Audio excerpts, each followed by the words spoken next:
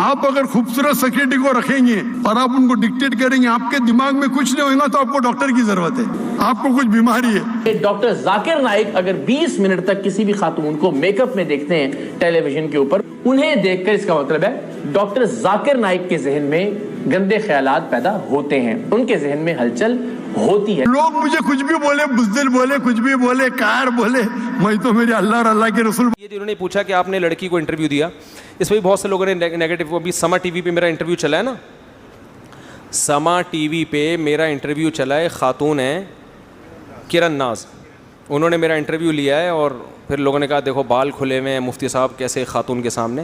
میرا معمول نہیں ہے کہ کسی خاتون کے سامنے بیٹھ کے میں انٹرویو دوں. بہت سارے ٹی وی چینلز نے مجھے بہت دفعہ بلایا ہے کہ آپ آئیں بیٹھیں. میں نے کہا میں کسی آدمی کو بٹھاؤ یا کوئی بوڑھی خاتون ہو, ایجڈ خاتون, اللہ یہ کہ کوئی ایسا حساس ٹاپک ہے کہ آپ نے ایسا پیغام دینا ہے کہ جس میں آپ کہو اگر یہ پیغام ابھی نہیں پہنچا تو ٹائم نکل جائے گا. کوئی مجبوری ہو تو ایک الگ بات ہے. نارملی میں اس عمل کو جائز نہیں سمجھتا کہ علماء کسی جوان لڑکی کے سامنے بیٹھ کر ٹیلی ویژن کی اسکرین پہ انٹرویو دیں.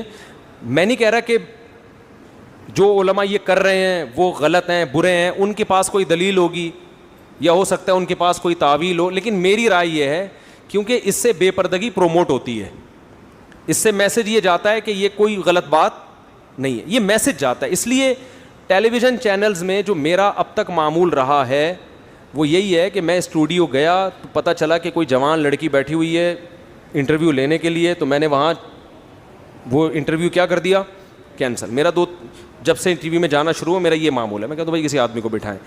بعض دفعہ انٹرویو لیا گیا, میں گیا ہوں وہاں کوئی خاتون اینکر بیٹھی ہوئی ہیں اور ینگ ہے, تو میں نے کہا میں نہیں, ان کا پورا ہم نے وہ چینج کر دیا پروگرام. میں نے کہا میرے لیے الگ بیٹھنے کا انتظام کریں. سب ادھر بیٹھے ہوئے, مجھے وہیں پر الگ دور کرسی پہ بٹھایا گیا اور ٹیلی فونک رابطہ کیا گیا مجھ سے, حالانکہ میں وہیں بیٹھا ہوا ہوں.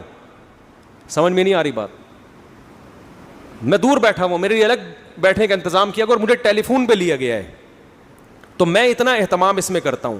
تو یہاں بھی ایسا ہی تھا کہ مجھے انہوں نے کہا کہ وہ براہ راست, میں نے کہا میں نہیں دوں گا. تو پھر فون پہ یہ انٹرویو میں نے دیا. فون پہ کون دوپٹہ لے کے بیٹھا ہوا ہے, یہ میرا ہیڈک نہیں ہے, یہ اس اگلے کا ہیڈک ہے.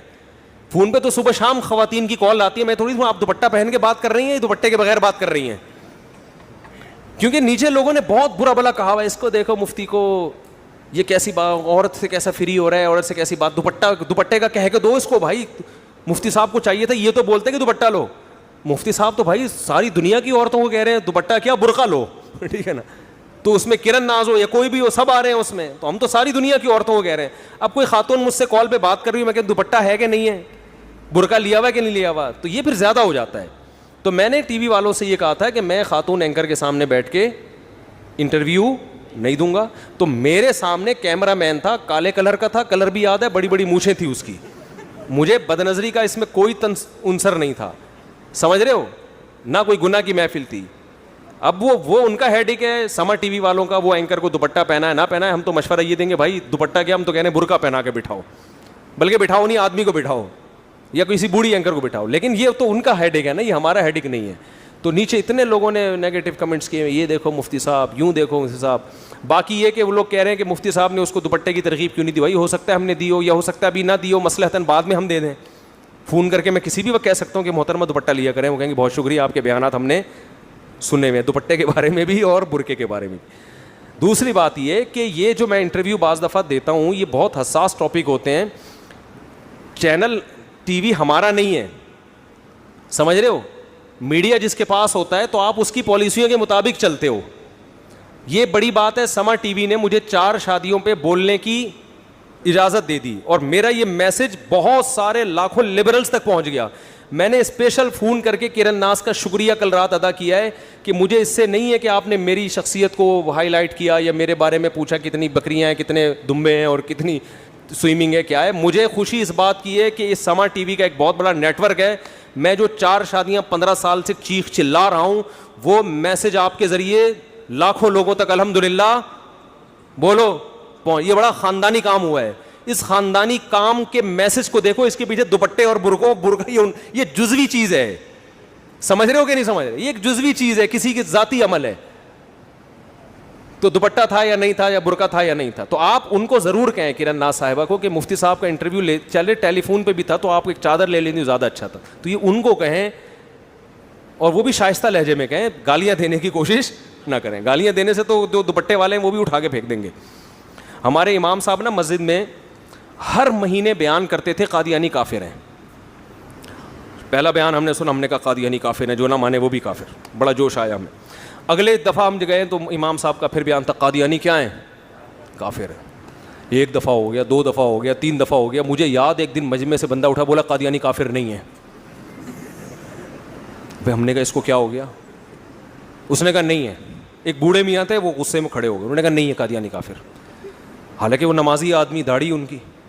میں نے کہا ان کو کیا کہہ رہے ہیں یار, ہر ہفتے یہی سن رہے ہیں قادیانی کیا ہے, کوئی ٹاپک ہی نہیں ان کے پاس. تو بس نہیں ہے. اور وہ اس پہ اتنے ضدی ہو گئے, انہوں نے کہا مناظرہ کر لو. تو خیر ان کو تو ہم نے کسی طرح سنبھالا. وہ اس وقت شکر ہے میڈیا اتنا متحرک نہیں تھا, ورنہ وہ ویڈیو پہ آتے اور اب تک مارکیٹ سے شارٹ ہو چکے ہوتے. ہمیں پتہ تھی یہ بیچارے جذبات میں آ گئے ہیں, وہ ایک ہی چیز ٹاپک سن کے نا. تو جب آپ سختی سے کہیں گے دوپٹہ تو لو, تمہیں شرم نہیں آتی تمہیں, تو وہ جو دوپٹے والی ہیں نا وہ بھی دوپٹے اتار کے بولے ہے ہی نہیں دوپٹہ اسلام میں, ہے ہی نہیں. تو یہ ضد پہ آ جاتا ہے انسان. اپنی دیکھو اپنے ماتحتوں پہ آپ سختی بھی کر سکتے ہو, اور جو آپ کے ماتحت نہیں ہیں ان کو ریکویسٹ ہی کر سکتے ہو کہ بہن آپ دوپٹہ لے لیتی تو بہت خوشی ہوتی. خاص طور پہ مفتی صاحب ہیں, ایک مولانا صاحب ہیں, مذہب کی طرف نسبت ہے. تو اس طرح سے تو ٹھیک ہے. جو اسٹائل لوگوں کا فیس بک پہ, وہ اسٹائل کسی بھی طریقے سے صحت کے لیے مناسب نہیں ہے. تو ہمیں موقع مل گیا اپنی یہ بات پہنچانے کا, ایک میسج. کیونکہ میں تو اس میں بہت حساس ہوں, میں اس کو ایک نارمل وہ تھوڑی سمجھتا ہوں کہ بس 2 بھی کر لو 3 بھی کر لو. بھائی یہ معاشرے کو تباہی سے بچانے کا ایک بہت بڑا ذریعہ ہے. تو یہ میسج میرا پہنچ گیا سمر ٹی وی کے ذریعے. دوبارہ سمر ٹی وی والوں کا شکریہ. یہ دمبے ومبے جم یہ ہے ڈرامے بازی, یہ اس کا اصل اس سے کوئی, یہ تو ہر آدمی کر رہا ہوتا ہے. اور ہم کون سا کوئی بہت بڑے وہ بلڈر ہیں. وہ تو شکر ہے میں نے ویٹ دکھایا نہیں جتنا میں اٹھا رہا ہوں. جو کہیں گے باتیں بڑی بڑی, ویٹ دیکھو. تو وہ تو لگایا کچھ اور ہوتا ہے, اٹھاتا کچھ اور ہے. جب ٹی وی میں آتا ہے نا آدمی اتنا زیادہ ویٹ لگاتا ہے, بس وہ ایک ہی دفعہ اٹھاتا ہے. اس کے بعد کیمرہ بند ہوا, دوبارہ 4 پلیٹیں نکالی, ایک پہ آ گئے, دوبارہ اپنی اوقات پہ. چلو بھائی 4 شادیوں کے لیے جتنے پلیٹ اٹھانا ضروری ہے بس اتنے اٹھاؤ. اس سے زیادہ فنٹر بننے کی, ڈسک آپ کی ذرا سی ہل گئی نا کمر کی, ویٹ اٹھانے کے چکر میں آپ فنٹر بننے کے لیے آپ نے تھوڑا سا ویٹ زیادہ اٹھا لیا, تو چوتھی تو دور کی بات, بقیہ سے بھی محروم ہو جاؤ گے آپ. کمر دائیں بائیں تھوڑی سی ہو گئی تو گیا, یہ فلسفہ گیا. صحیح ہے نا. پڑ جائیں گے لوگ, بولیں گے یہ انجام ہوتا ہے, دیکھ لو اس بندے کا, یہ انجام ہوتا ہے آدمی کا. تو زیادہ فنٹر نہیں, ہلکا پھلکا, گھڑ سواری ہلکی پھلکی, سوئمنگ ہلکی پھلکی, جاگنگ ہلکی پھلکی. ہاں جو ہیں ماسٹر ہیں, جو ماہر ہیں, وہ کرتے ہیں زیادہ. تو اصل مقصد جو میرا سمر ٹی وی پہ تھا وہ میسج الحمدللہ پہنچ گیا.